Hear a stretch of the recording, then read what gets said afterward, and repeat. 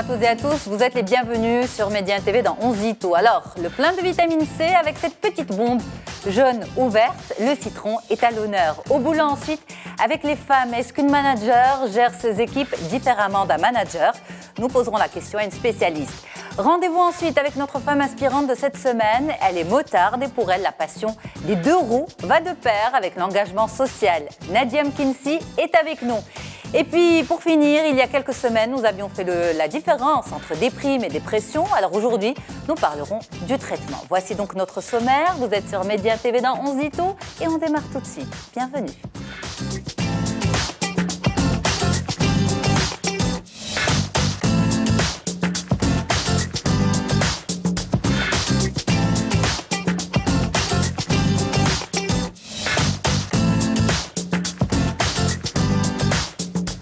Merci beaucoup pour votre confiance. C'est un plaisir de vous retrouver. C'est aussi vraiment toujours un plaisir pour moi de retrouver toute l'équipe d'On se dit tout et de retrouver toutes ces personnes qui acceptent régulièrement de venir dans l'émission sur le plateau. Camélia Zakaria, ça va? Très bien. Vous allez bien? Très bien. Il faut le dire quand même aux téléspectateurs, au fur et à mesure des saisons, on finit quand même par tisser des liens et c'est important. On s'est connus sur le plateau, d'ailleurs comme avec Amel, etc. Mais finalement, après, il y a d'autres choses qui s'installe cette confiance et je vous remercie justement d'apporter votre expertise régulièrement à l'émission. Merci beaucoup. Camélia Zakaria, vous êtes psychologue clinicienne et avec vous aujourd'hui, la prise en charge de la dépression. Est-ce qu'on se suffit aux antidépresseurs, aux médicaments ou bien est-ce qu'il faut une psychothérapie en parallèle? Nous verrons tout cela avec vous au fur et à mesure. Donc, Amel, ça va? Amel, c'est un plaisir de vous retrouver. Partagez. C'est un plaisir vraiment de vous recevoir une nouvelle fois. Vous êtes DG de Shine, consultante, conférencière et coach international. Et l'histoire du livre, ça marche bien? Ça marche très bien. Oui. Oui. Je suis très contente, surtout du retour des lecteurs et lectrices. Super. Et voilà, ça se passe bien. Fière de vous, Amel. Merci beaucoup d'être avec nous sur le plateau de l'émission. Et à vos côtés, pour la première fois, une dame d'exception, notre femme inspirante de cette semaine, c'est vous, Nadia Mkinsi. Merci beaucoup d'être là. C'est un plaisir de vous recevoir. Vous êtes présidente du Club Royal Moto de Casablanca, responsable du social. Et puis, initialement, vous êtes thérapeute. Et on aura l'occasion de parler de tout cela avec vous, cet engagement. Vous avez dit, je viens à l'émission si je parle de l'action sociale. Je ne veux pas parler de Nadia Mkinsi, je veux parler de l'action sociale. Ben non, on va faire les deux. Merci beaucoup, mesdames, d'être là. C'est un plaisir de vous retrouver. Alors, on est, on va dire, en pleine saison hivernale. On a besoin de vitamines, on a besoin de booster l'immunité. On dit que le citron, c'est bon pour la santé. Notre équipe s'est mobilisée pour vous apporter un maximum d'informations autour du citron. Regardez, on revient tout de suite.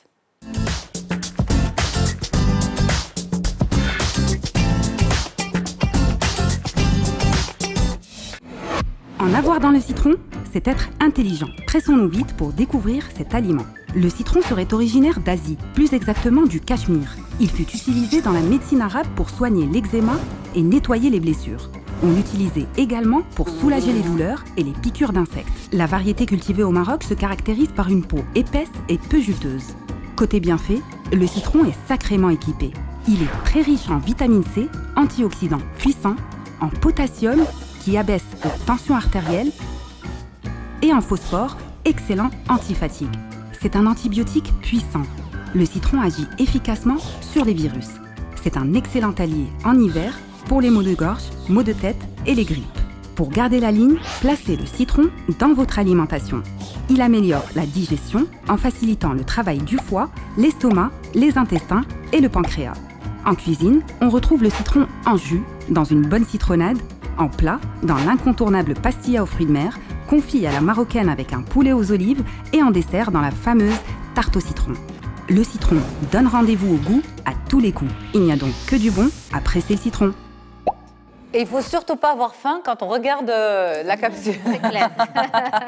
Tarte au citron, Camélia? Vraiment. Alors là, vraiment, tarte au citron. On est tombé avec une petite tasse de café, ça c'est... Excellent. Une anecdote avec le citron, Amel? C'est quelque chose que vous utilisez régulièrement, justement Un petit peu, franchement, pas tant que ça. Mais là, en voyant justement, je me suis dit, il faudrait que je l'intègre dans mon alimentation d'une manière plus régulière. Plus régulière, ça motive. Et en plus de ça, ça donne des idées pour le déjeuner. C'est vrai que c'est pas facile à faire quand même à la dernière minute, une pstella comme ça. Mais bon, Nadia Mkinsi, citron? Oui, chaque matin avec de l'eau tiède. Ah oui, régulièrement? Pour commencer, effectivement, c'est une meilleure manière de se désintoxier le corps. C'est vrai, c'est Voilà. vrai. Et en plus, quand on a un petit coup de front, on dit avec un peu de miel, voire un peu de gingembre aussi. Effectivement, on fait augmenter la défense immunitaire. Eh bien, super. On va quand même... Là, on se sent bien, on n'est pas fatigué. On va travailler, Emel? Oui, bien Allez, sûr. on va voir comment les femmes managent leurs équipes.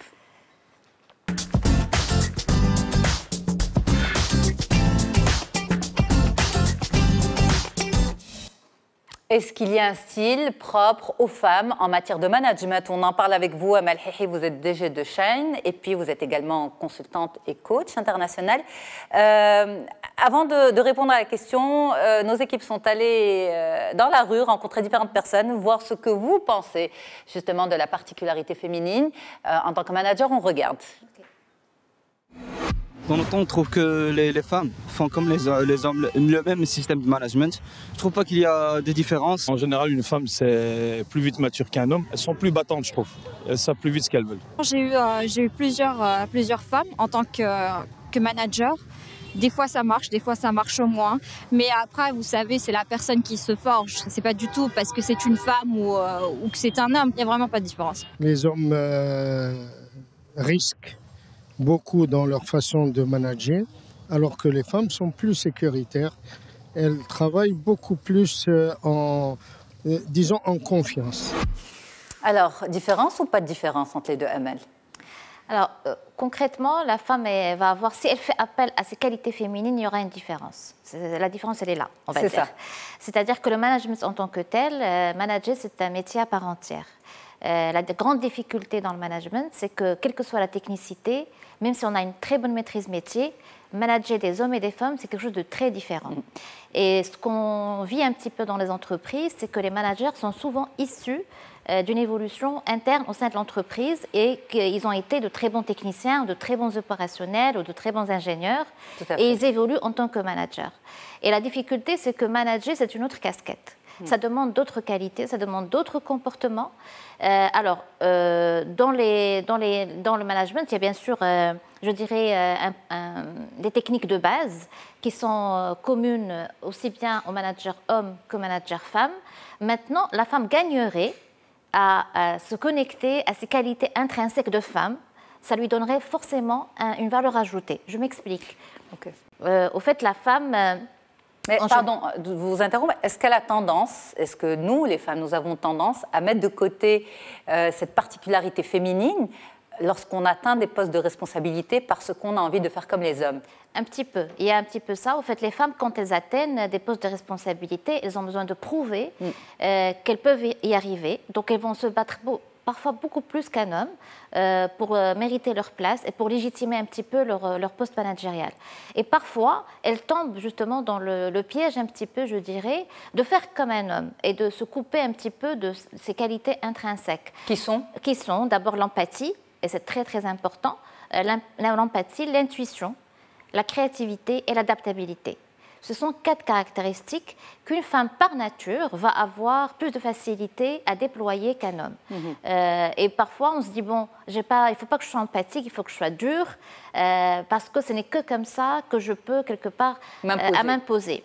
Voilà, il ne faut surtout pas tomber dans ce piège-là. Mais alors, comment trouver la juste mesure entre les deux? C'est-à-dire rester féminine dans sa manière de manager les autres, ressentir les autres, cette empathie, etc. Mais en même temps, ne pas être envahie par ses émotions. Alors, l'intelligence émotionnelle aujourd'hui est un levier très très important en tant que manager, que ce soit un homme ou une femme. Et ça a été prouvé par une étude qui a été faite par Davos en 2017 et qui a mis en évidence le fait que le manager de demain, ça va être surtout quelqu'un qui va développer ses soft skills, c'est-à-dire quelqu'un qui va avoir la capacité de gérer ses émotions, justement, d'avoir cette intelligence émotionnelle et d'avoir des qualités qu'on retrouverait plus facilement chez une femme. C'est-à-dire justement l'intelligence émotionnelle, l'empathie, l'adaptabilité, la flexibilité, etc.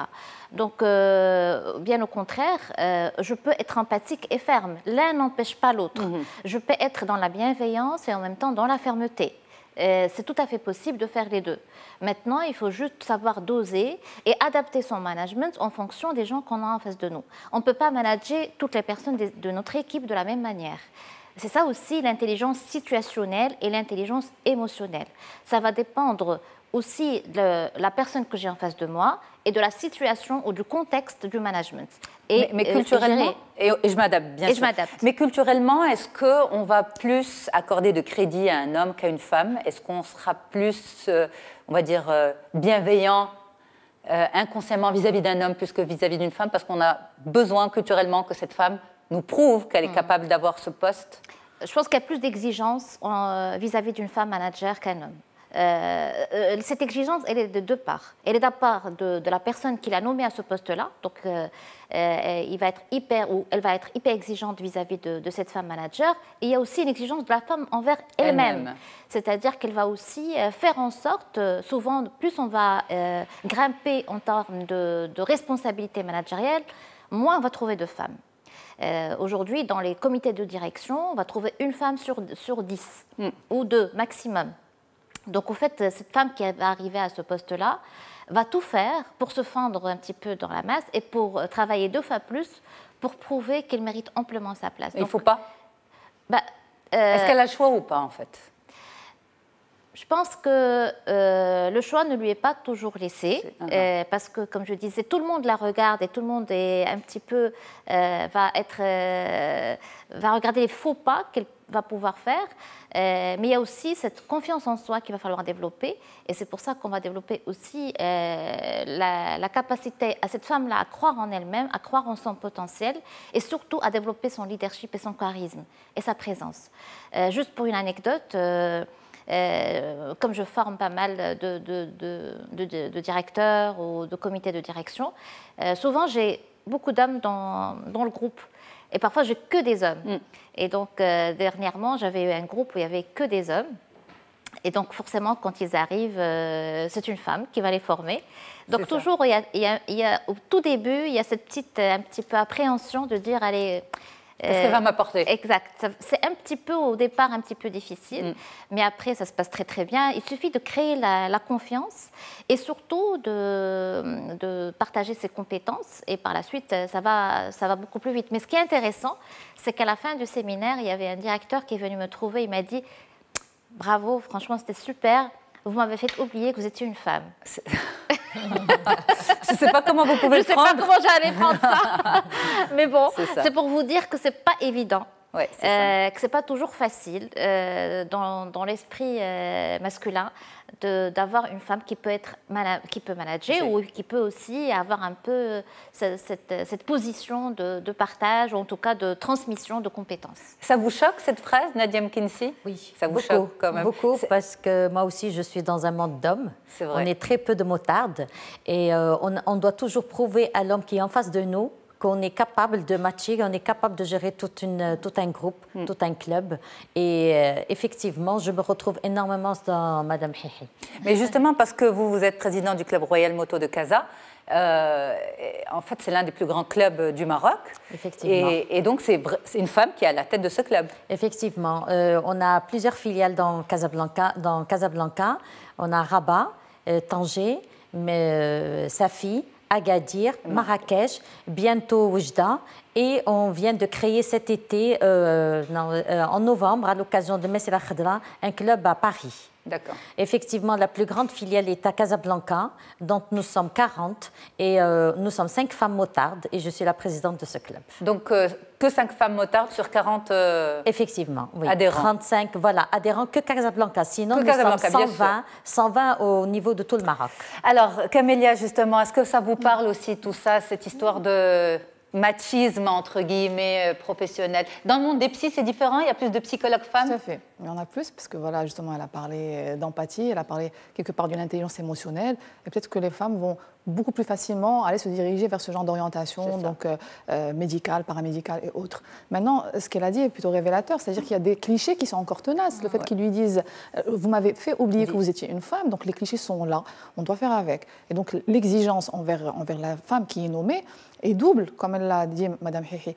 non seulement le comité de direction qui l'a nommée se montre extrêmement exigeant envers elle, mais elle aussi, elle est exigeante envers elle-même. Elle doit faire attention à ses émotions. Si elle se met à crier, voilà, c'est parce que c'est une femme qu'elle fait une crise de nerfs, exactement, elle est hystérique, etc. Donc les clichés sont tenaces, c'est pas toujours facile. Donc cela demande véritablement une bonne charpente psychique de se faire accompagner autant qu'il le faut pour pouvoir justement... C'est important, vous pensez? Vous recevez justement des femmes managers en souffrance?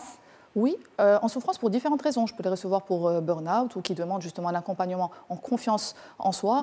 Maintenant, encore une fois, la définition qu'elle a donnée d'intelligence émotionnelle, elle est à point nommé. C'est la capacité à pouvoir s'adapter à différents interlocuteurs, mais aussi à différentes situations. Donc que l'on soit homme ou femme, on est en principe censé le faire. Donc le sexe n'est pas forcément prédéterminant ici. Maintenant, c'est l'empreinte féminine ou masculine, enfin, du genre, qui fera toute la différence. Complètement. Et d'ailleurs, par rapport à votre profession, je pense qu'on se sent, j'ai l'impression qu'on se sent plus en confiance avec une psy qu'avec un psy. À ce qui paraît. À ce qui paraît. on n'a pas de chiffre exact, ni de confirmation. Alors, mesdames, on va sur les questions des téléspectateurs. On y va? Alors, on a la première question. Assia qui vous dit, Amel, quels sont les plus de la femme patron? Les plus de la femme patron. Les plus, je pense que si, comme ce qu'on a dit, la femme va faire preuve normalement de plus d'intelligence émotionnelle. Donc elle va pouvoir prendre conscience de ses propres émotions et surtout prendre conscience de l'émotion de l'autre. Parce que quand on est patron, il y a deux volets. Je dirais même il y a trois volets. Il y a d'abord la capacité de se gérer soi-même. C'est très important, c'est le point de départ. Si je suis incapable de me gérer moi-même, comment est-ce que je pourrais gérer les autres? Donc d'abord, la capacité de se gérer moi-même, ça va donner forcément plus d'efficacité dans une meilleure gestion des autres et par conséquence amener vers la performance. D'ailleurs, juste pour rappel, j'ai lu dernièrement que parmi les mises entreprises qui sont référencées chez Forbes, il y avait 24 entreprises qui sont dont les CEO sont des femmes. Et sur les 24, je ne pense pas que ce soit un hasard, elles font peut-être pas le meilleur chiffre d'affaires, mais ils font la meilleure performance. Donc ça prouve quelque part que la femme apporte forcément une valeur ajoutée. Cette valeur ajoutée va être beaucoup plus dans la relation humaine. Et aujourd'hui, plus que jamais dans des entreprises, des organisations de plus en plus complexes, humaniser la relation dans les organisations est quelque chose de capital. C'est ça. Que l'on soit un homme ou qu'une femme. Qu'on soit un homme ou une femme. Alors, l'autre question, elle est de Nouha qui vous dit, est-il vrai que le leadership féminin est inné? Alors, pas du tout.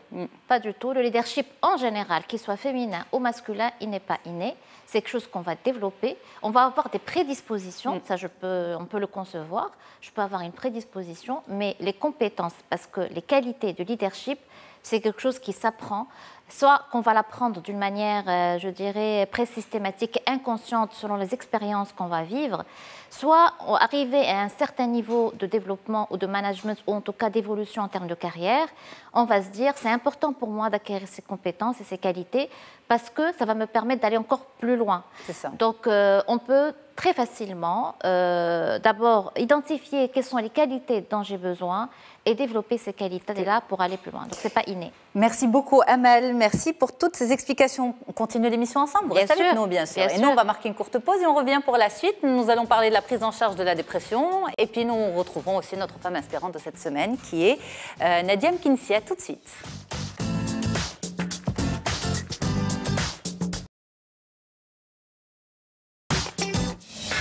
Allez, on reprend la deuxième partie de notre émission. Nous avons parlé de femmes managers, nous parlerons de prise en charge de la dépression tout à l'heure et nous parlons de femmes inspirantes pour l'heure. On y va.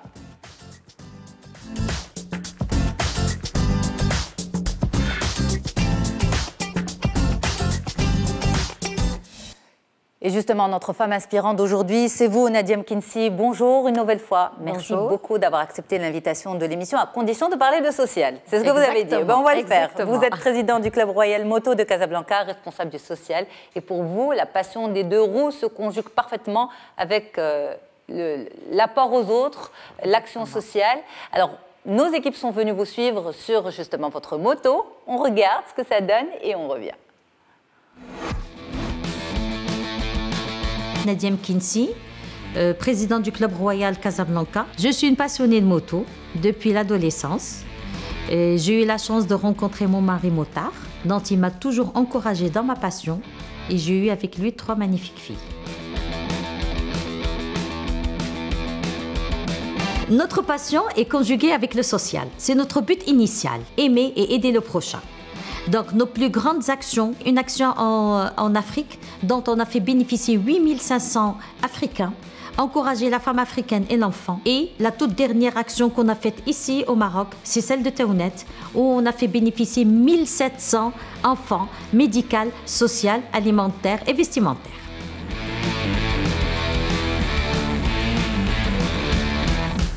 Ma journée commence toujours très tôt, toujours une feuille de route.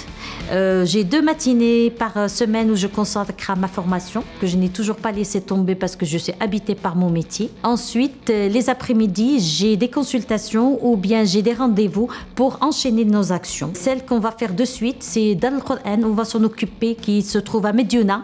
Et ensuite, automatiquement, à partir du mois de mars, on va commencer à travailler les paniers de Ramadan. Qu'on peut aider notre prochain à avoir un sourire sur le visage d'un enfant, j'ai gagné ma journée.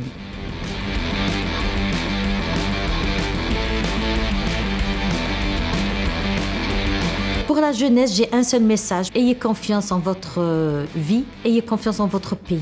Il y a beaucoup à donner, il y a beaucoup à recevoir. La femme marocaine, c'est une femme multifonction. Toute femme marocaine qui a une passion, il faut qu'elle la vive. En vivant sa passion, elle est épanouie. Et en étant épanouie, elle donne le meilleur d'elle-même. Et justement, on peut sentir votre épanouissement dans votre sourire, Nadia Mkinsi. Merci beaucoup d'être avec nous. Merci. Alors, cette passion pour la moto, vous l'avez depuis l'adolescence. C'était pas compliqué à l'époque Absolument pas. J'ai toujours eu des parents formidables qui m'ont toujours accompagnée. Et donc, une fois que j'ai eu mon brevet, le cadeau qui m'a offert mon père, c'est une moto. Et j'avais l'âge de 14 ans. Donc, depuis, vous êtes sur les 2 roues. Effectivement. Mais cette passion pour le social, elle est arrivée à quel moment exactement? Ça a toujours été quelque chose de naturel chez nous dans la famille. Mon père était toujours habité par cette passion-là. Et puis, instinctivement, je l'ai toujours eue. Mais maintenant, j'ai beaucoup plus de temps pour me consacrer corps et âme à cette passion. Alors, vous êtes la présidente du Club Royal Moto de Casablanca. Vous êtes uniquement 5 motardes dans un club majoritairement d'hommes, comme vous nous l'avez dit tout à l'heure. Oui. Comment vous êtes devenue présidente ? Et qu'est-ce que ça représente pour vous? D'abord, j'ai toujours été dans le social et le club de Casablanca, c'est celui qui concentre toutes les actions sociales de tous les autres groupes, de toutes les autres filiales. Donc, chaque fois, la logistique, elle est sur Casablanca et je reviens à ce qu'a dit Mme Hihi. La femme marocaine, elle a beaucoup plus une petite touche de sensibilité. Elle essaie d'amener toutes les équipes dans une action. Et puis, quand elle a une idée en tête, elle y arrive, elle y arrive. Mm-hmm. Voilà. Mais justement, ce n'était pas compliqué pour vous de vous faire élire présidente de ce club? Absolument pas. Au contraire, c'est là où on a le plus de membres, c'est Casablanca. Mais non, quand je dis pas de problème, c'est-à-dire vis-à-vis des autres hommes? Vous avez été élu par des hommes? Oui, effectivement. C'est ça? Effectivement. Mais sur une moto, il faut savoir, on conduit comme un homme. C'est-à-dire, sur une moto, on prouve que nous sommes, nous aussi, des meilleurs motards, qu'on peut... Parce que être sur une moto, c'est beaucoup de patience, c'est très dur. C'est très dur parce qu'il nous arrive de faire 500 à 600 km jour. Là, ce que vous voyez derrière vous, c'est notre sortie en Afrique. On va voir la photo, justement. Voilà, c'est notre sortie en Afrique. On n'était que 3 femmes et 66 hommes. Et il y a des jours, on a fait des 800 km. D'accord. 800 km jour. Donc, c'est dur parce qu'on a l'impression que lorsqu'on est sur une moto, c'est la belle vie, c'est les chevaux au vent et c'est la liberté absolue. Ça demande une concentration, une vigilance, une très très grande concentration, une très très grande vigilance. Et puis, il y a une feuille de route, il y a une discipline, mais une discipline de fer pour ne pas arriver dans les accidents, pour ne pas avoir d'accidents. Et puis, mener un défilé de 14 kilomètres, c'est vraiment une logistique qui est vraiment très, très, très bien étudiée. Mais qui est à la tête du défilé? Alors, c'est M. Benani Hicham. Un homme. Un homme, oui, effectivement, qui est le fondateur du Club Royal et de la centrale à Rabat. D'accord. Alors, vous êtes également thérapeute de formation et vous dites je ne délaisse pas mon travail, je continue à me former. C'est important pour vous? Énormément, énormément. Parce que nourrir le psychique, Quand on a un physique bien riche, on a un physique bien riche et bien épanoui. C'est vrai, absolument. Voilà. Donc vous êtes thérapeute? Exactement. Ça vous aide un petit peu dans votre approche aux autres? Effectivement, je touche énormément, surtout que là, je suis en formation de yoga. Donc, on est dans la respiration, on est plus ou moins dans la psychologie, parce que c'est une manière à nous. Nous, les femmes, on a un sixième sens. Donc, on sait toujours quand on a une personne en face de nous, et quand on a travaillé beaucoup dans les relations publiques, on a devant nous, on sait comment s'y prendre avec telle ou telle personne. C'est ça. Donc, mon métier m'aide énormément. J'ai 28 ans d'expérience derrière moi. Donc, en fait, c'est une vraie marque de leadership, Amel, j'ai envie de dire. C'est ça, hein? Tout à fait. C'est une vraie marque de leadership féminin. Féminin. Le petit plus. Le petit plus, exactement. Le petit plus. Et je reviens sur un mot qui a été justement utilisé et porté par Madame Kinsey, c'est la passion. Je pense que quand on est habité par la passion, et je dirais la femme un petit peu plus, on va se donner les moyens de notre passion. On va être capable d'aller chercher ce qu'il faut pour aller au bout. Mais c'est important d'avoir un conjoint qui partage la passion, ou du moins qui la respecte. Effectivement. C'est très important. Il m'a toujours encouragée dans ma passion. Lui aussi, il est motard. Et il m'a toujours été derrière moi, il a toujours été derrière moi, il m'a toujours poussée dans ma passion. Et en plus de ça, ça vous fait un truc à deux, ensemble, de couple. Ça soude. Oui. Les enfants dans tout ça, elles sont motardes ou pas? La plus jeune, la petite façon de parler, elle a 21 ans. C'est la seule que j'ai pu sauver dans le lot, à suivre ma passion. Les autres, non? Non, pas du tout, absolument pas. Elles sont dans le social. Par contre, si. Elles sont en Europe, elles aussi, elles font beaucoup de social, mais la moto, non, c'est pas leur fort. Alors, comment on peut aujourd'hui passer ce message de l'importance de conjuguer une passion, n'importe laquelle, pour vous, en l'occurrence, c'est la moto, avec l'aide aux autres? Parce qu'aujourd'hui, on a l'impression en même temps, et je peux comprendre ceux qui peuvent revendiquer ça, ou plutôt le prôner, c'est dire que la passion, enfin le social, pardon, est devenu une forme de publicité. Notamment à travers les réseaux sociaux, on partage, voilà, on a fait... Donc on se met en avant à travers des actions sociales plus que l'action sociale en elle-même. Mais comment on peut redonner confiance en l'action sociale avec le sens noble de l'action et du terme? Alors, je reviens toujours à ce qu'elle a dit, Mme Hihi. La femme passionnée a beaucoup d'émotions. Quand elle a beaucoup d'émotions, elle peut faire véhiculer un message, elle peut faire véhiculer beaucoup de choses. Donc, le social, pour nous, c'est le but central, c'est le pilier central de notre club. On a envie d'aimer le prochain, on a envie de l'aider. Donc, c'est une manière de donner un message que le Maroc, c'est une grande famille. Il y a plusieurs niveaux sociaux. Les plus hauts peuvent donner beaucoup aux autres.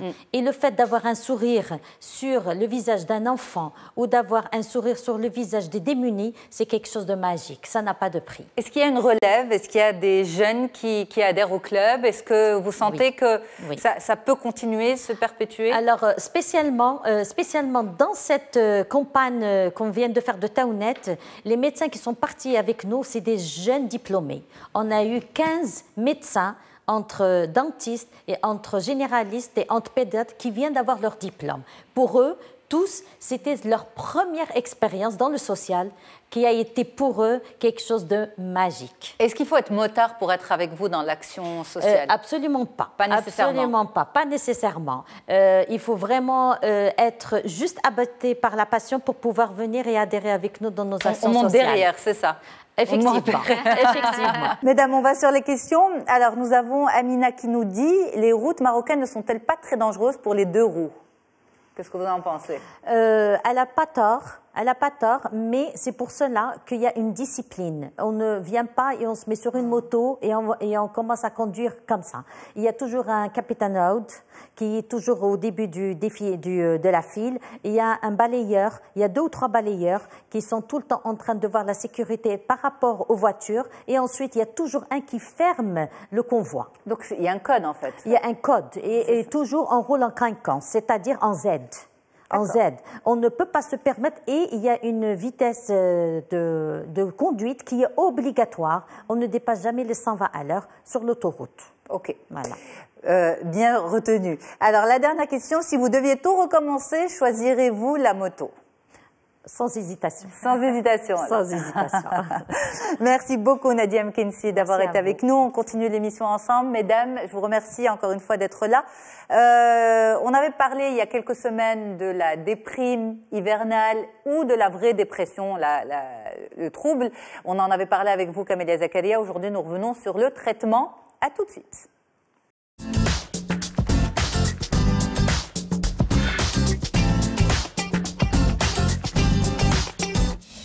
Allez, de retour donc sur le plateau. Camélia Zakaria, on continue avec vous.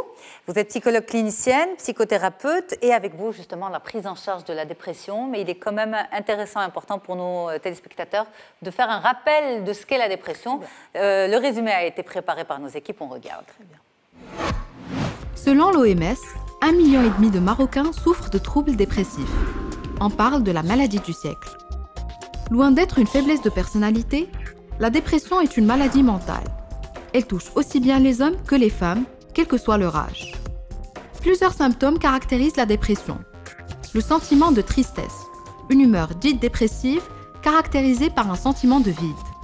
Ce sentiment est ressenti toute la journée, il est permanent et n'a aucun motif précis. La diminution ou la perte du goût de la vie. On n'éprouve plus aucun plaisir à faire des activités que l'on trouvait auparavant agréables. La dépression peut entraîner des pertes ou prises de poids importantes. La perte de poids est la résultante de la perte d'intérêt. La prise de poids est là pour combler le sentiment de vide ressenti par l'individu. Les troubles du sommeil, la fatigue et les idées noires marquent aussi l'état dépressif. La dépression peut être saisonnière, réactionnelle, post-traumatique ou même mélancolique. Un diagnostic médical est indispensable pour bien l'identifier et lui apporter le traitement adapté.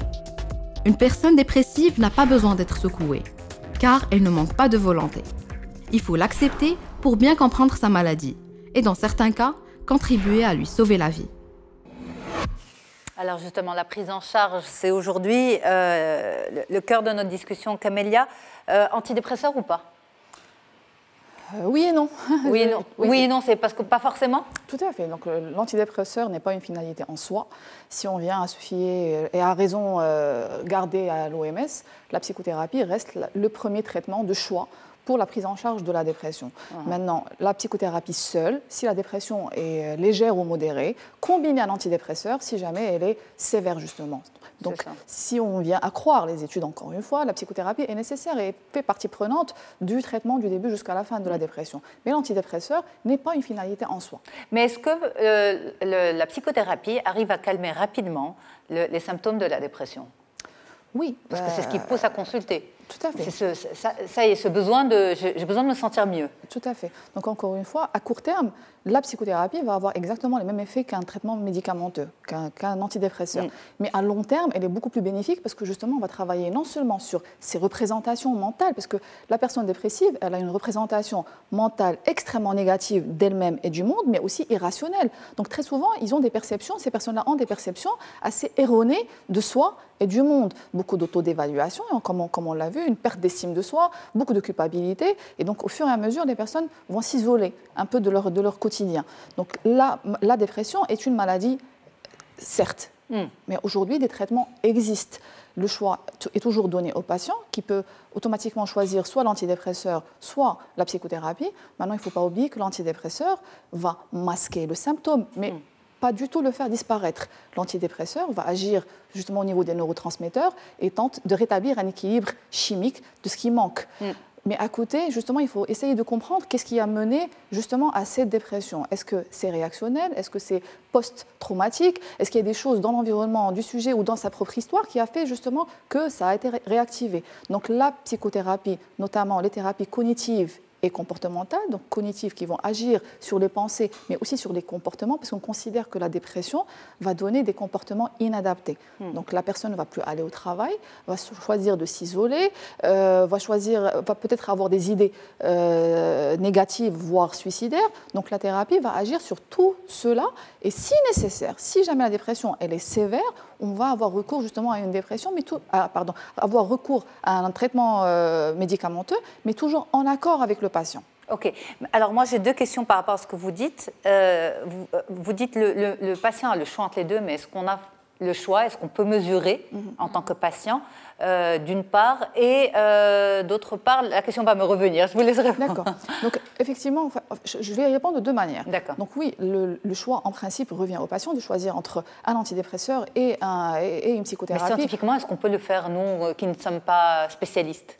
Maintenant, c'est le diagnostic. Le diagnostic est fait par le psychologue ou le psychiatre. Le psychiatre, en principe, est censé proposer aussi une psychothérapie. Donc le médicament n'est pas une finalité en soi, je le dis et je le répète. Maintenant, il y a certaines personnes qui ont besoin justement de cet apport chimique. Il y a une énorme irritabilité, une surémotivité, donc beaucoup de pleurs, de tristesse, etc., etc., qui font que ça va impacter son quotidien et carrément l'handicaper par rapport à son travail, par rapport à son vécu en tant que mère, etc. Maintenant, encore une fois, est-ce qu'il a véritablement le choix? Je vous dirais, oui, il a le choix de pouvoir choisir entre une psychothérapie et un antidépresseur, mais encore une fois, comme les psychothérapies ne sont pas remboursées forcément par les mutuelles, il n'a pas forcément, par l'assurance maladie, il n'a pas forcément le choix. Donc, si ce n'est d'aller vers un psychiatre qui va lui proposer une psychothérapie ou lui prescrire des séances chez le psychologue. Donc, a priori, oui, il a le choix parce qu'il est censé rentrer dans un projet thérapeutique en forme de triangle. Il y a lui, le psychiatre et le psychologue. Mais a fortiori, non, parce que justement, si on n'a pas les moyens, on va plutôt se diriger vers un psychiatre, psychothérapeute pour justement faire rembourser les médicaments. Et peut-être la psychothérapie aussi. Et psychothérapie. Tout à fait. Voilà. Alors, la question me revient. Vous dites, ça dépend en fait du degré de la dépression. Est-ce qu'elle est légère ou sévère? Mais est-ce qu'on va forcément consulter pour des petits symptômes? Est-ce qu'on s'en rend compte ou finalement on arrive chez le psychiatre ou psychologue que lorsque les symptômes commencent à devenir handicapants? Donc les personnes souvent vont venir consulter, par exemple si je prends le cas d'une femme, elle va venir consulter parce qu'elle est de plus en plus agressive avec ses enfants. Elle frappe ses enfants, elle est dans une perte de contrôle totale, elle s'isole pour pleurer, donc il y a des choses qui vont annoncer un certain mal-être. Donc les personnes viennent parce qu'il y a un mal-être. Maintenant, est-ce qu'on va l'appeler dépression ou trouble anxieux? Peu importe, à partir du moment où les gens ressentent justement ce mal-être. Donc elles viennent pour ça et au fur et à mesure, on va comprendre qu'il y a soit un épuisement mental, soit un burn-out professionnel qui va impacter justement son vécu, ou bien un vécu d'enfance traumatique. En tout cas, il va y avoir quelque chose qui va révéler. Et le but de la psychothérapie, justement, c'est de pouvoir identifier, d'aider les personnes à identifier les différents facteurs qui vont déclencher cette dépression et aussi les différents facteurs qui peuvent la maintenir. Par exemple, je peux faire partie d'une famille de dépressifs. Donc, il y a aussi ce facteur biologique et génétique qui est à prendre en considération. Et à partir du moment où je le sais, où je peux identifier les moments justement où j'ai ces variations de l'humeur qui sont beaucoup plus vers le bas que vers le haut, je peux prendre un certain recul et essayer de travailler dessus aussi. Mais justement, quand par exemple les causes sont principalement biologiques et chimiques, donc, est-ce que finalement à ce moment-là, y pallier par des antidépresseurs, c'est tout ce qu'on a à faire? Non, pas forcément. Encore une fois, il y a d'autres alternatives. Vous avez parlé de l'alimentation au départ, donc il y a beaucoup de choses au niveau alimentaire qui sont intéressantes. Il y a aussi tout l'apport aujourd'hui. On sait que pour avoir un shot de sérotonine, et la sérotonine, on va la retrouver dans les différents antidépresseurs, pour avoir un shot de sérotonine, il faut s'exposer au moins 20 minutes au soleil. Donc il y a autant de choses sur lesquelles on va travailler pour pouvoir faire bouger cette microbiologie.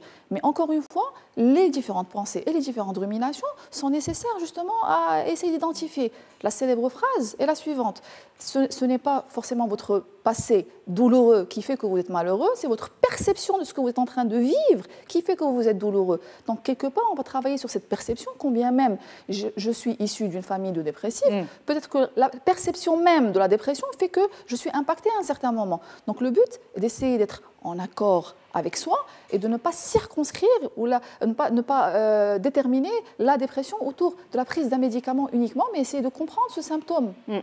Alors, je me tourne vers vous, mesdames, justement, cette discussion autour de la dépression, de la prise en charge, des traitements. Il y a quand même encore cette stigmatisation du médicament, de l'antidépresseur, en tout cas culturellement au Maroc. Amel, c'est vrai. C'est vrai. Pour avoir vécu ça autour de mon entourage, moi j'étais toujours un petit peu scandalisée, entre guillemets, par le fait qu'on souscrit tout de suite et dès la première visite chez un psychiatre des antidépresseurs. On prescrit directement.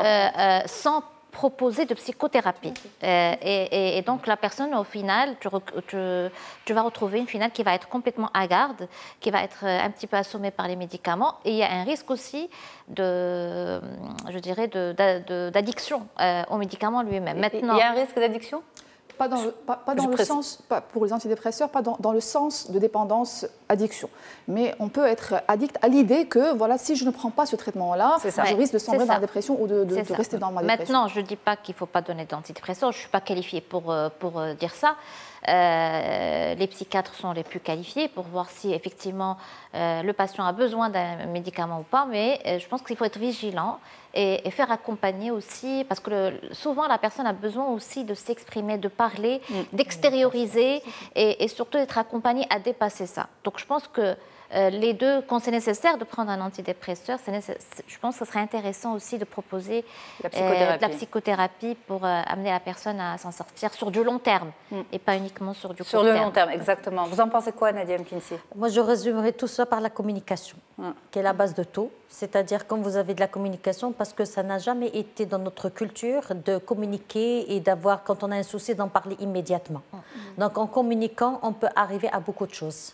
Et donc, je rejoins mesdames que si on communique, si d'abord on passe par parler de cette souffrance et par pouvoir y résoudre en communiquant avec un coach ou avec un psychologue adéquat avant de passer aux médicaments. Mais ça reste à qui de décider? Enfin, psychiatre et psychologue. Psychiatre et psychologue. Enfin, quand je parle de psychologue clinicien, pas psychologue du travail ou autre. Donc le diagnostic, il est posé. Et encore une fois, il faut rendre à juste ce qui est à César. À un moment, le mal-être s'est révélé. Il faut essayer de comprendre pourquoi.